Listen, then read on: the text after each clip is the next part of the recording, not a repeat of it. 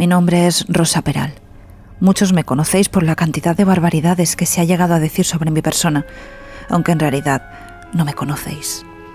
Al principio del juicio se dijo: no vamos a buscar el morbo, solo conocer a los acusados, y por ello se harán preguntas privadas. No lo cito textualmente, pero es lo que se dio a entender. Durante el juicio se preguntó a cada uno de los testigos si habían tenido relaciones sexuales conmigo, fueran hombres o mujeres. En cambio, no se hizo lo mismo con el asesino de mi pareja. ¿Por qué? ¿Acaso no se buscaba justicia? ¿O era una inquisición en público en mi contra? Nadie ha investigado el pasado y el entorno de Albert, con sus hermanos en prisión. Y han dejado a un lado a mis hijas, con las que yo compartía mi día a día. Han olvidado y ocultado mi trayectoria impecable como policía con felicitaciones y medallas. Y los hechos que ha protagonizado Albert de maltratos se ha ocultado. ¿Por qué?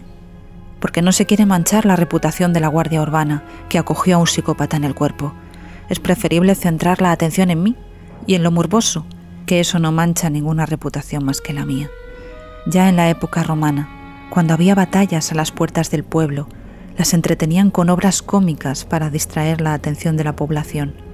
Ahora esas obras las crean algunas televisiones, los programas amarillistas y los que no quieren confesar que se han equivocado arruinándome la vida.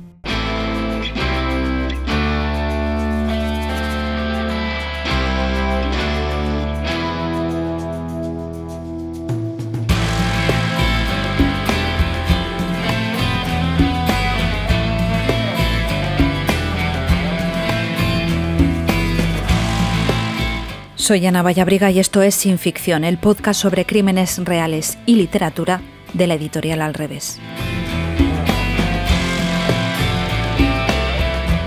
Un podcast donde los días 15 de cada mes hablaremos sobre libros de true crime y novelas policíacas.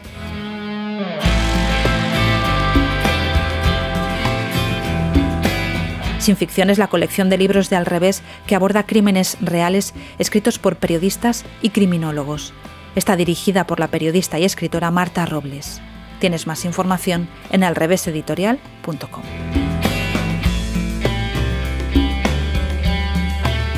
Mi nombre es Carlos Quílez, soy periodista y escritor, básicamente periodista, lo de la escritura es un accidente, autor de una docena de novelas de true crime. En estos momentos trabajo en Antena 3, en TV3 y en El Español, y soy un loco de la novela negra. Por cierto, acabo de publicar Condenados Relatos, mi último trabajo.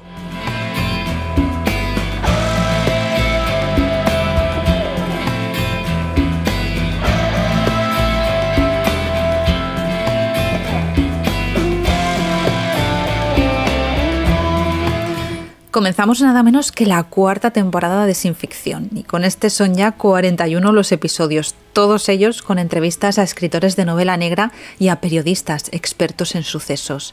Hemos hablado de los casos que más han marcado la actualidad española y lo vamos a seguir haciendo en esta cuarta temporada con más true crime y con más historias que nos muestran la cara más perversa del ser humano. Y en este comienzo de temporada tengo el placer de contar con Carlos Quílez. Tengo aquí Condenados Relatos, más mala vida, un libro en el que incluyes, Carlos, 18 historias criminales reales, historias que has cubierto como periodista. ¿Qué criterios has seguido para seleccionar los casos? Mira, fundamentalmente un único criterio, y es si las historias con las que yo un día, haciendo de periodista, me encontré, cayeron en mis manos, me sedujeron, me impresionaron, me sobrecogieron.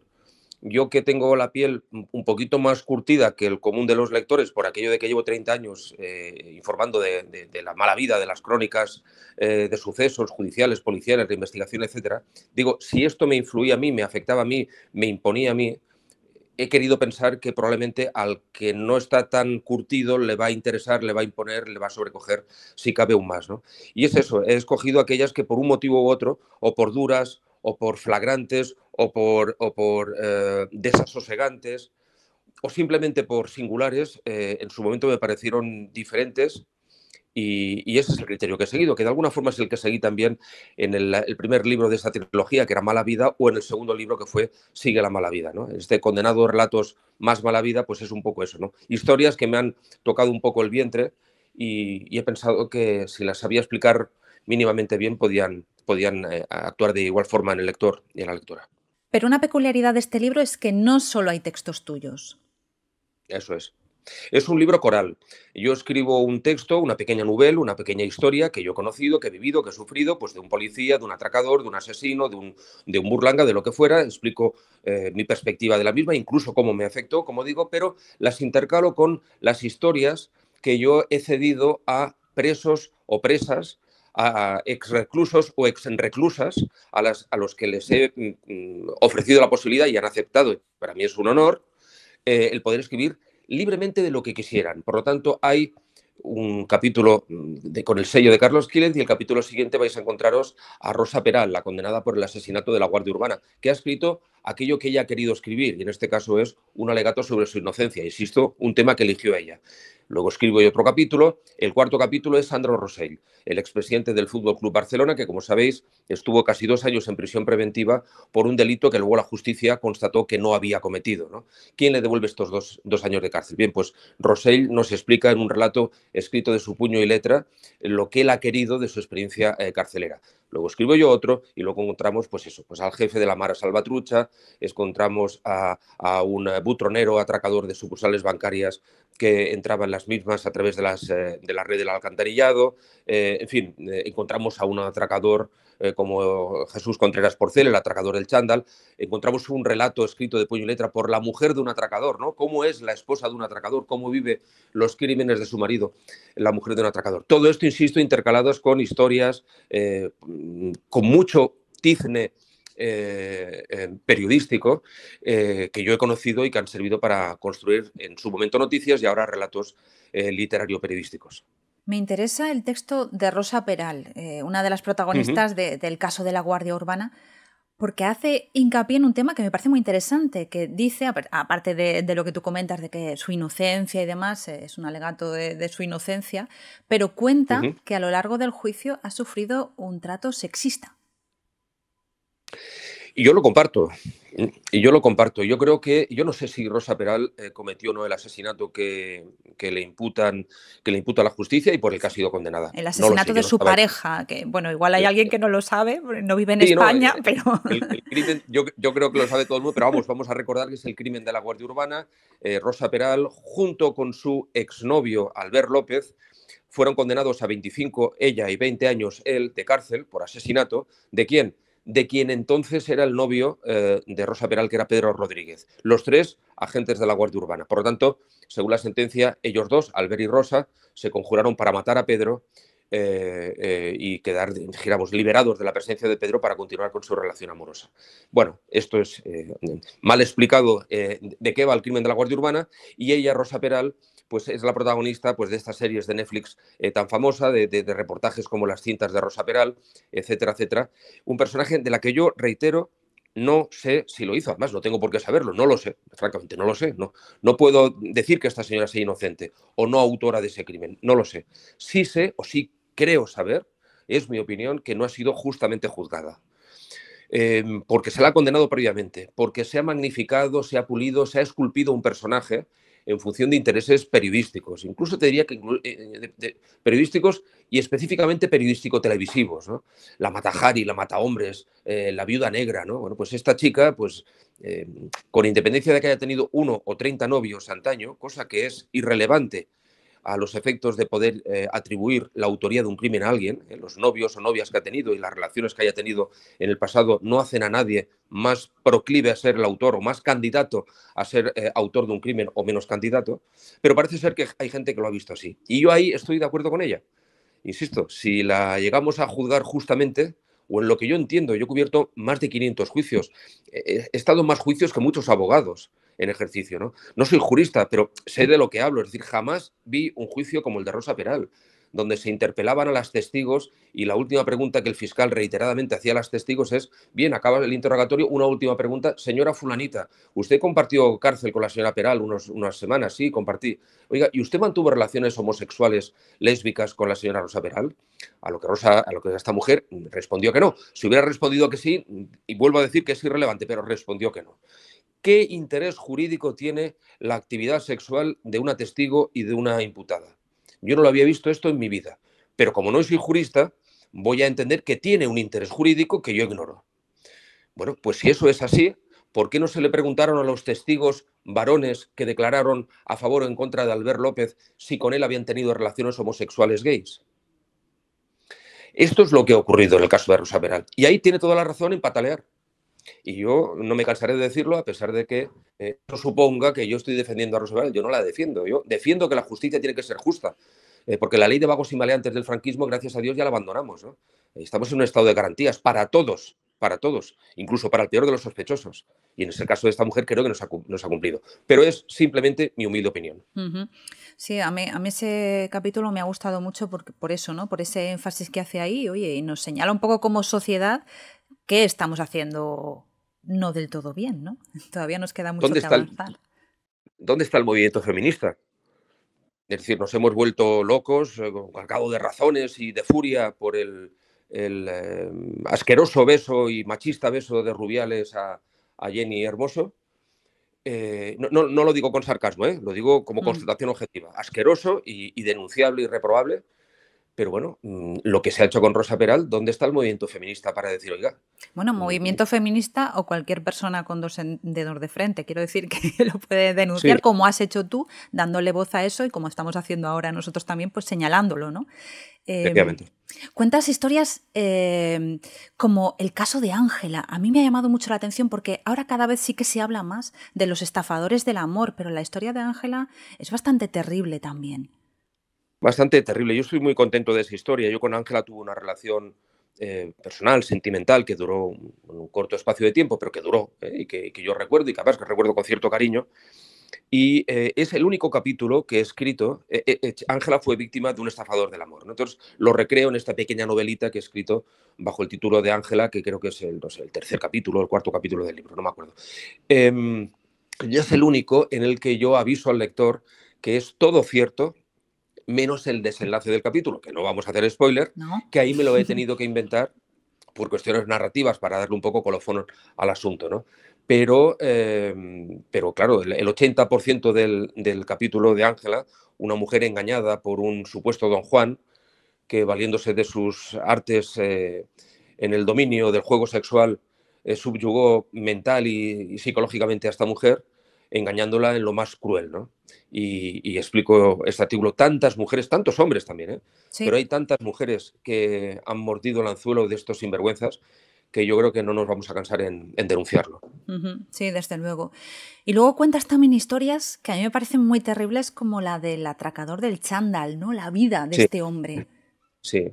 Mira, si este que estáis escuchando, ¿no? Este reputado periodista de la televisión que escribe novelas y estas cosas, en vez de tener un papá que fuera pues, profesor de literatura de un instituto y una madre abnegada, encargada de sus labores y de una pequeña peluquería durante un tiempo, hubiera tenido, se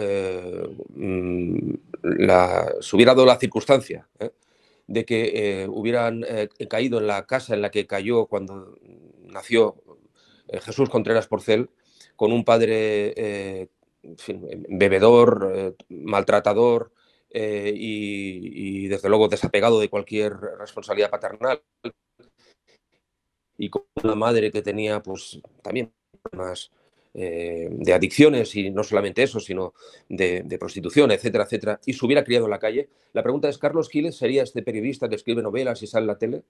¿O sería yo como Jesús Contreras, ¿no? ¿Hasta qué punto tenemos una parte de culpa la sociedad? Yo creo que sí, en que existan Jesúses Contreras, ¿no?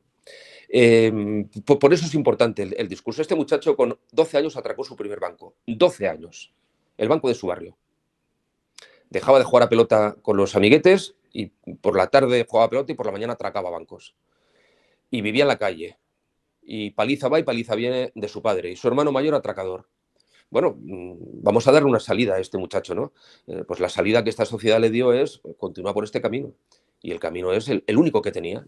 No había otra opción. No me quiero poner demagógico, ¿no? Porque seguramente, vamos, lo que ha hecho lo tiene que pagar y lo ha pagado. Este chico tiene 54 años y ha estado 25 años de talego entre entradas y salidas. Por lo tanto, en fin, la justicia ha actuado como no puede ser de otra forma. Y es en absoluto, por favor, que a nadie le suene esto justificación alguna. Pero entendamos lo que hay detrás de estos personajes, ¿no? Y yo lo he querido entender. No es un libro, Condenados Relatos no es un libro objetivo, no lo es. Es un libro radicalmente subjetivo. Tengo el punto de vista, es mi punto de vista, lo tengo dentro de mi alma, encima de mi hombro, en mi mente, con el que explico las cosas que he vivido y que en algunos casos he sufrido, ¿no? Pero es un libro sincero. Es un libro sincero. Por lo tanto, lo dejo aquí, ¿no? Me gusta mucho porque te he escuchado en alguna entrevista que comentas que la justicia pues, es un poco tuerta, ¿no? Y hablando Sí. de este atracador del chándal, ¿no? No me acuerdo del nombre, perdona, Carlos. Esto es que me fascina. Jesús Contreras. Es que me fascina la capacidad que tienes para recordar todos los nombres, todos los casos. Es que me parece fascinante. Ojalá tuviera yo esa memoria. Pues hablando de él, ¿no? Él ha cometido robos y ha pagado por esos robos con años de cárcel. Pero tú hablas y te he escuchado, pues gente que como tiene dinero se la puede jugar y robar. No yendo a atracar un banco, pero sí robar y luego, bueno, pues si hay que pagar, pues se paga, ¿no? Pero con dinero, no entrando en la cárcel. Esto es lo kafkiano de todo esto. Me vas a permitir que apunte dos ejemplos porque son de mucha actualidad y nos va a escuchar y va a tener la amabilidad de escucharnos, los va a referir enseguida porque están, como diría aquella, en el candelabro mediático, ¿no? De todos nosotros. El caso Shakira, ¿no? Es decir, Shakira pues, no ha matado a nadie, no ha violado, no ha asesinado ni ha cortado la yugular de nadie. Pero dejó a esta sociedad, al Estado que paga las guarderías públicas, la sanidad pública, el alumbrado, el alcantarillado, etcétera, etcétera. Al Estado le dejó sin 25 millones de euros porque no los declaró. No solamente no los declaró, sino que la han condenado porque ella ha reconocido ser una delincuente, ha reconocido que efectivamente no pagó el dinero que le tocaba pagar a todos nosotros, cometiendo un delito que está penado. Pero como ha podido pagar la multa y resarcir el dinero esquilmado, no va a la cárcel. De tal forma que el Código Penal, que es eso que de alguna forma nos dice que quien la hace la paga, en este país quien puede pagar la multa puede hacer el delito. Te voy a poner otro ejemplo muy concreto que es, insisto, muy apegado a la realidad, a la actualidad. El caso de Dani Alves y tal. A mí me consta que existe una negociación en estos momentos entre Dani Alves, acusado de violación, lleva ahora un año en prisión, justamente por estas fechas hará un año, ha hecho un año en prisión preventiva, pendiente de un juicio más o menos inminente. Y se está negociando. El fiscal pide 9 años, la acusación particular, es decir, la víctima, la presunta víctima, mejor dicho, porque si él es presunto autor, ella es presunta víctima, si él es autor, ella es víctima, esa es mi opinión, la presunta víctima le pide 12 años de cárcel a un personaje que, insisto, está en prisión porque así lo entiende la Fiscalía y la Justicia, además de forma reiterada. Si se llega a un acuerdo y lo que hay sobre la mesa son 4 años de cárcel y una cifra de resarcimiento del daño cometido, es decir, de indemnización a la víctima, que tiene entre 5 y 6 ceros, se llegará a la siguiente paradoja. Como lleva un año en prisión preventiva y le caerán 4, con un cursillo y 4 mesecitos más y un cursillo de arrepentimiento, en 18 meses lo tenemos libre. Por lo tanto, el quien la hace la paga, quien la puede pagar la puede hacer. Un violador pobre se come 12 años de talego, cosa que celebramos. Un violador rico se come 18 meses. Sí. Y esto es así. Y es legal. Es que es legal. Entonces, vivimos así, es decir, la ley obliga al empresario a ponerle una armadura, un casco, unos guantes y un chaleco de protección en las obras. Si no se lo facilita y el obrero se resbala, se cae, se rompe la crisma y se queda paralítico, si se le da una indemnización al obrero y a su esposa abnegada, pues retira la denuncia y no hay caso. ¿Pero cómo coño no hay caso? El caso ha existido, pero como puede pagar, no lo paga penalmente. Esto no vale, esto no vale. Totalmente. Y esto es lo que sangra por ahí el sistema y mi libro, en muchos de sus capítulos, rezuma esta crítica al sistema, ¿no? Sí. Y también cuentas historias que son protagonizadas por aquellos que trabajan para la ley. Y a mí me ha impactado mucho la historia del potro. Sí, la historia del potro es una historia, tú recordaréis, ¿no? La librería de nuestro amado y referencial amigo que en el cielo esté, Paco Camarasa, Negra y Criminal, ¿no? Pues el autor del potro, es decir, un subcomisario de policía torturador, en la medida que él creó el potro, que es un sillón que estaba en la antigua Jefatura Superior de Policía y en los años 70 y 80 servía para atar a los delincuentes, presuntos delincuentes, atar a los detenidos, y someterles allí a mamporros de toda índole para que cantasen, y créeme que cantaban. Este señor, amante de la novela negra y ha sido cliente de la librería negra y criminal, me llamó un día, lo explico en el capítulo, me llamó un día, yo trabajaba en Radio Barcelona entonces, porque había empezado a hablar del mítico potro, ¿no? El mítico y repugnante potro, ¿no? De jefatura, en un anterior libro mío que se llamaba Atracadores. Y me llamó, y cuando me llamó, yo me quedé muy parado porque pensé que me llamaba, quería hablar del potro y que quería conocerme, el subcomisario, no voy a decir el nombre, naturalmente. Y yo le dije, digo, mire, si me llama usted porque quiere hablar para desmentirme lo del potro, ahórrese, no tengo nada que hablar con usted, porque sé que es cierto. Y dice, no, Quílez, si es que lo construí yo. Entonces nos vimos en un restaurante en el Paralelo de Barcelona que se llama Omeular. Allí degustamos viandas gallegas y buen vino. Y conocí a este personaje, es un personaje en blanco y negro, y me parece que con eso ya lo he resumido, con el que me une una cierta relación y al quien me he encontrado, o me encontraba en varias ocasiones en la Negra y Criminal, departiendo con escritores como tú y como yo, y como muchos de los que nos están oyendo, compartiendo los mejillones y el vino negro de Paco Camarasa, que en gloria esté, y es muy curioso, ¿no? Un tipo que era una página lúgubre de nuestra policía en un espacio de cultura y de libertad como era la Negra y Criminal, ¿no? Y esto forma parte, la historia del potro es otro de los capítulos de Condenados Relatos. Oye, ¿cuál era el eslogan que tenían en la puerta o ahí en donde...? Sí, mucho coño, mucha coña, mucho coñac. En fin, esto ya, como tú dices, en blanco y negro ya lo resume todo. Sí, sí. Es un libro muy completo porque además también recoges en uno de los capítulos el repunte en el consumo de heroína. Sí. Y además introduces el capítulo con una frase que me ha impactado, que es de Xavier Pomés, que dice: de la heroína no se sale nunca, si caes en sus garras no te dejará. Xavier Pomés, que fue consejero de Interior, es decir, el jefe de la poli en Cataluña durante mucho tiempo, con mucha diferencia, y he conocido a muchos, creo que el mejor consejero de Interior de la historia reciente de la Generalitat, es una opinión personal, pero la quiero dejar aquí. Y es que es anestesista, el señor Pomés es médico, por lo tanto sabe perfectamente de lo que habla, desde el punto de vista criminológico y desde el punto de vista del saber facultativo y de la ciencia médica, ¿no? Y decía esa frase, es decir, nunca se deja de ser heroinómano, se puede salir de la heroína, pero siempre está la daga de esa bestia negra susurrándote en el oído. Se puede tener mimbres como para soportarlo o se puede no tener, ¿no? Y es un capítulo muy duro el de la heroína. Por cierto, droga que empieza a repuntar de nuevo.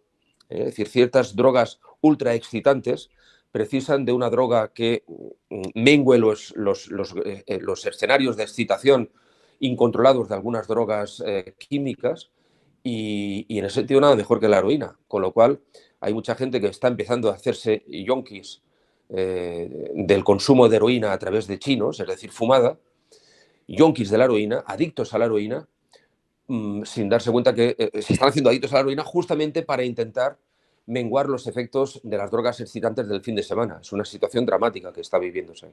Lo recojo también en el libro. ¿Ha cambiado mucho el mundo criminal en los últimos años? Pues ha cambiado mucho, como hemos cambiado todos, como ha cambiado ese color, ese blanco y negro de antes, a ese color ocre de ahora.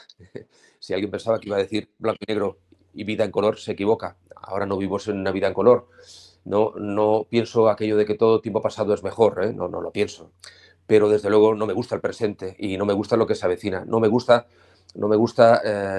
dijéramos, no me gusta el ademán de la policía de ahora, no me gusta la autoridad de la policía de ahora, que debía ser, desde mi punto de vista, mucho más democrática, mucho más abierta. Y en algunos casos, fíjate qué contradicción, no me gusta que no se le dote de medios, no me gusta que no se le dote de mecanismos jurídicos para luchar contra el crimen, ¿no? Es el gran barrendero de la sociedad y abusa de esa condición y abusamos de esa condición los ciudadanos, ¿no? Sé que es contradictorio lo que acabo de decir, pero no me gusta. No me gusta la delincuencia de ahora. No hay parámetros, no se les puede entender. No se rigen por un código penal. Tienen su código penal aparte, ¿no? Ellos, no. Es decir, yo no mato al de al lado porque me ha insultado, no le mato porque cuando le voy a clavar el cuchillo pienso, leches, oye, que son 20 años. Venga, me guardo el cuchillo y me voy para mi casa. No, no, ahora sí lo tengo que matar, lo mato porque el efecto amedrentador, déjame que utilice esta palabra, del Código Penal, a un sector importante de la delincuencia ya no le afecta, no le importa. Vale, no, no, es una música que no va con ellos, ¿no? Sí, ha llegado una delincuencia exterior que se ha incorporado con unos grados de violencia extraordinaria. Se ha incorporado a la nuestra mayoritaria con unos elementos y parámetros de violencia extraordinaria. Sigue habiendo mayoría de españolitos en las cárceles. Es verdad que tenemos un aumento, dijéramos, gradual y exponencial de la delincuencia de personas que proceden de fuera de España, pero siguen siendo los españoles los moradores mayoritarios de nuestras cárceles, ¿no? No sé, no me gusta esto, no me gusta Internet, no me gusta los drones.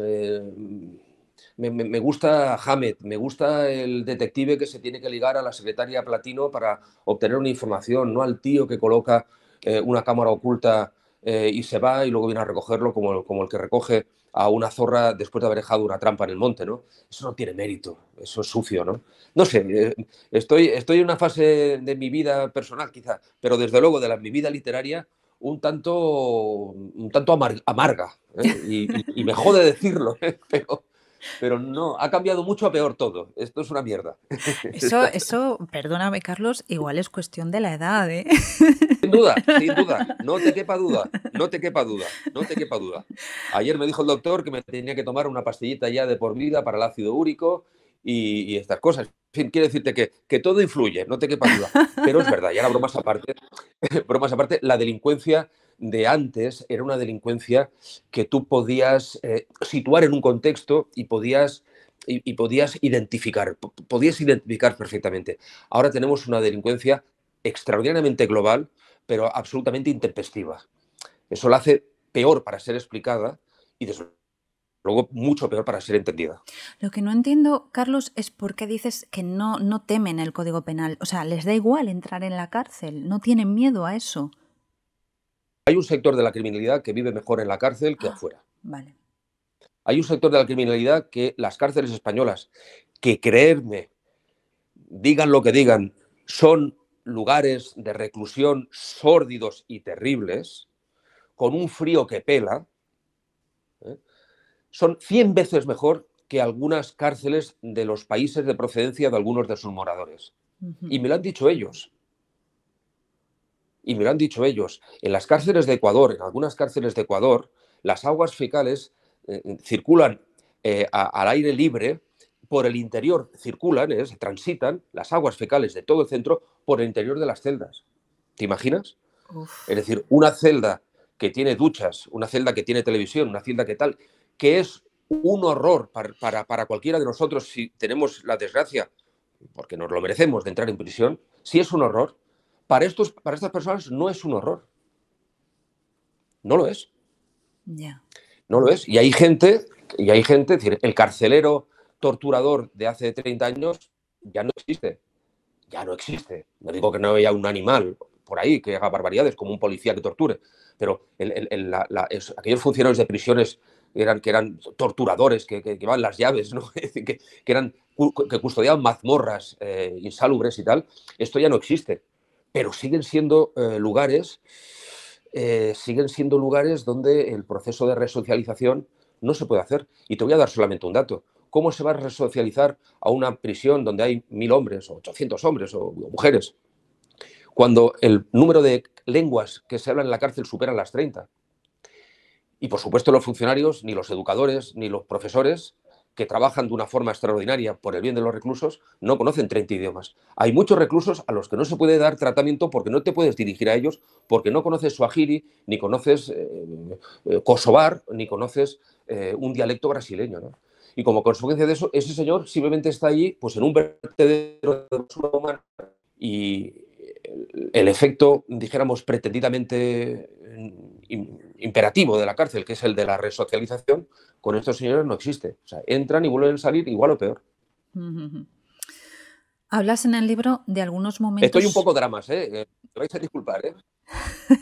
Bueno, es que de lo que hablas en el libro, en fin, o sea, es lo que es, ¿no? Son situaciones durísimas. Lo es. Y hablas en el libro, decía, de algunos momentos en los que has tenido como periodista información importante de un caso y te has enfrentado a la tesitura de tener que callar o que hablar. Sí, estos dilemas. Yo creo, es decir, cuanto más mayor me hago, más dudo. Eso de no me cabe ninguna duda, bueno, pues yo cuanto más mayor me hago, más dudas me caben, ¿no? Y cada vez intento pasar más veces el algodón encima de la mesa para ver si aparecen o no, me puedo verificar o no la autenticidad de lo que tengo entre manos. Y creo que se hace poco. Y creo que se hace poco actualmente. Creo que se hace menos que antes. Y explico un caso, pero vamos, esto mismo me puede suceder o me está sucediendo en otros muchos ámbitos, pues en mi día a día periodístico, ahora en televisión o en el podcast que estoy haciendo en el español o los artículos que publico por ahí, ¿no? Pero hay un caso flagrante que recojo en el libro y es cuando me dice el abogado de un violador en serie que su cliente va a salir porque ha cumplido condena y le ha dicho que va a volver a hacerlo y que además va a matar a las víctimas. Ese violador tiene nombre y apellidos porque se llamaba José Rodríguez Salvador y fue el violador del Vallebrón. Y cuando a mí el abogado me lo dice, te estoy resumiendo mucho el capítulo porque me gustaría que aquellos que nos escuchen tengan la amabilidad de leerlo porque lo explico con más detalle, ¿no? Ese abogado me lo dice y yo con esa información que me quemaba las manos, imagínate, ¿no? Sé que va a quedar a libertad un tío que dice que lo va a volver a hacer y peor.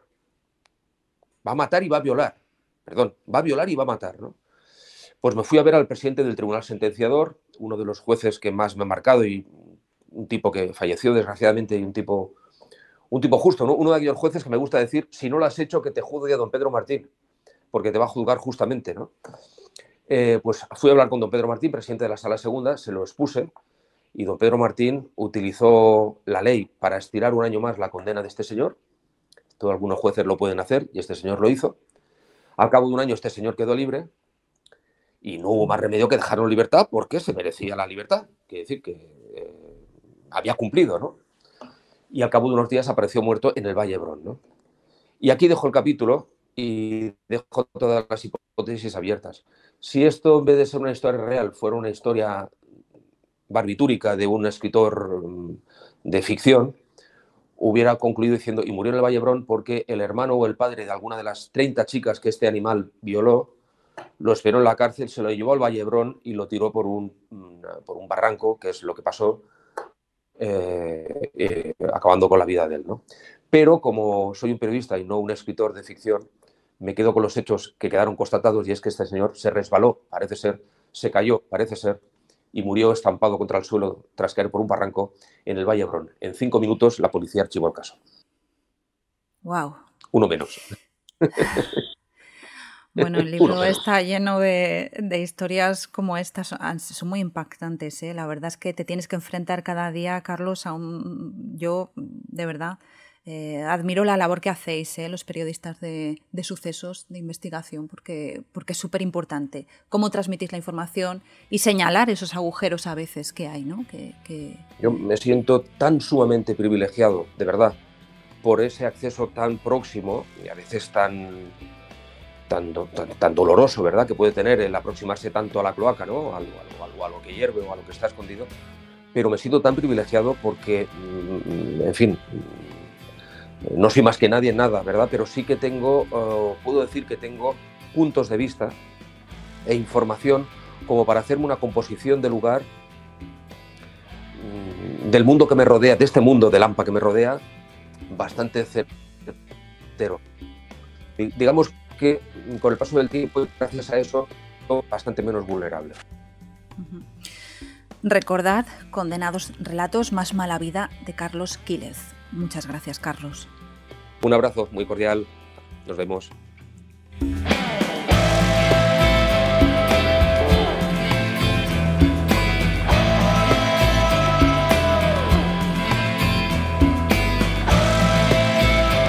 Si no quieres perderte ningún episodio, suscríbete al podcast.